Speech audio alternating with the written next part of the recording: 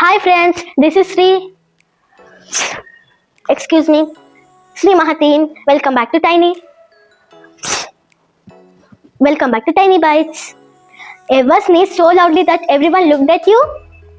Okay, let's find out why we sneeze. A sneeze is our body's way of saying, hey, something's irritating my nose. It could be dust, pepper, or even pollen. Our nose quickly sends a message to the brain and we sneeze. The air rushes out super fast, clearing the nose. Did you know a sneeze can travel faster than car on the road? That's why always we should cover our nose and mouth while sneezing.